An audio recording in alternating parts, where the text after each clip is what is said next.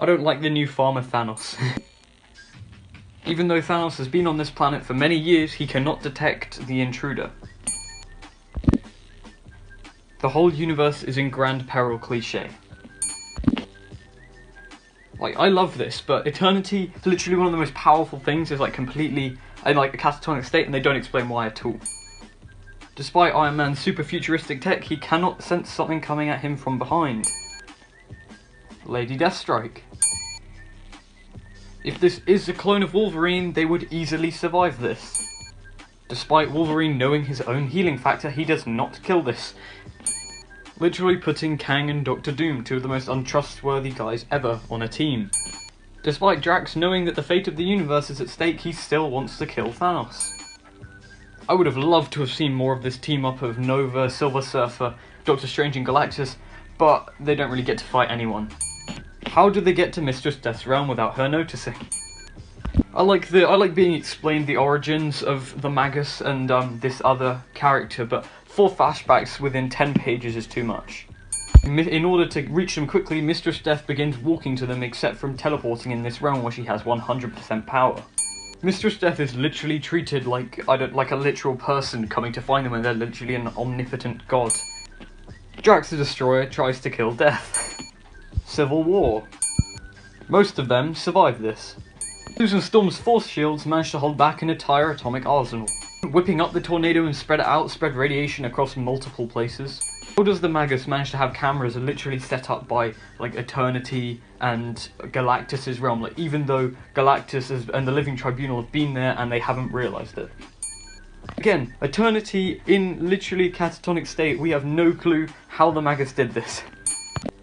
The Magus, who has planned his plans so well, somehow miscalculates on how to kill Galactus, even though he's managed to somehow defeat Eternity. Galactus survives this.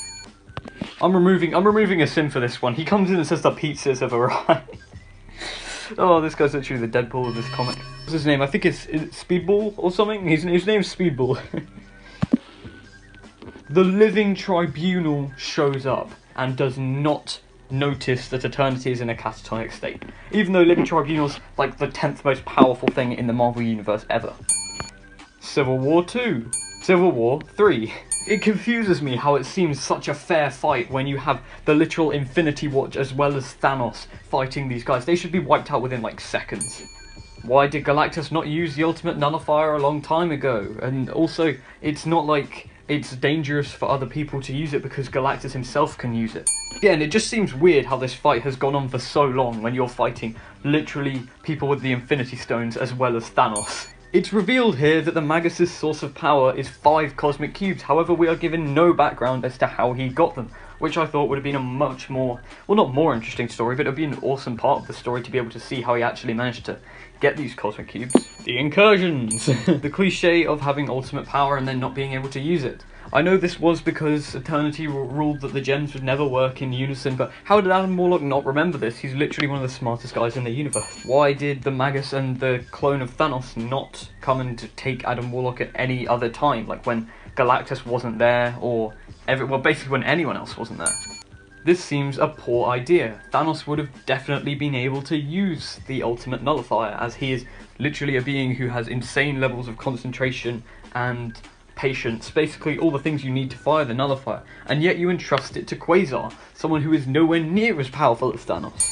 Of all the people he could have come to, the Living Tribunal comes to Galactus, literally one of the lowest on the cosmic pantheon of gods, to depend on the outcome of the universe. You think a couple of Omega level telepaths is going to be able to defeat the Magus?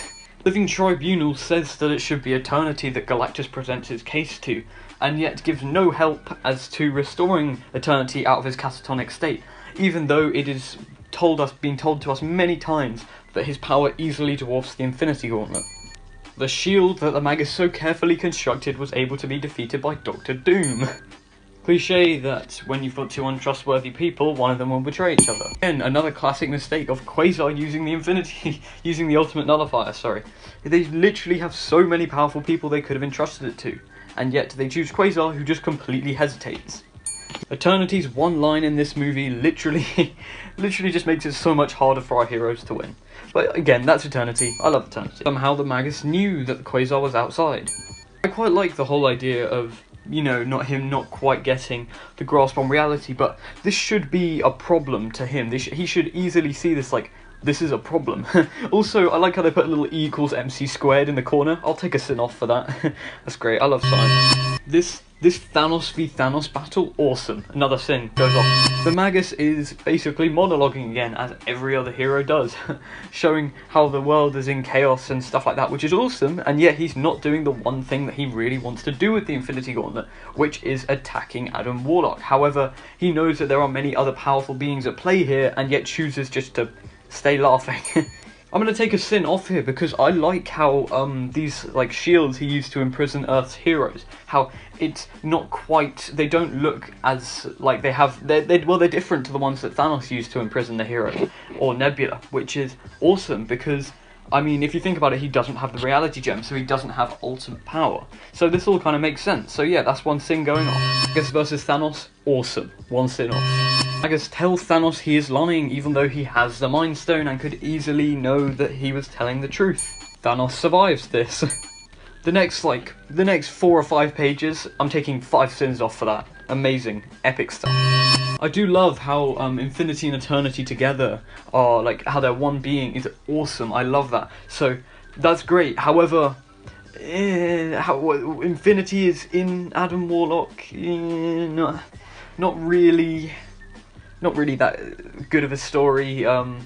But, you know, I liked it, but just coming to know how this would happen would have made it so much better. So, I'm only going to take 1 sin off. We see the gems work in unison many more times after this. I love how the Magus tries to recruit people in Soul World to start a revolution. Reminds me of, oh, what's his name? Korg.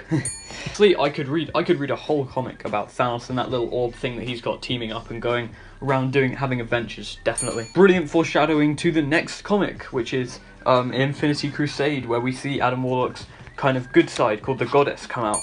Thanos manages to see this, and we see the Goddess with, I believe is it 7 or I think she's got 8 8 cosmic cubes, and yet again we are not revealed at all how she got these.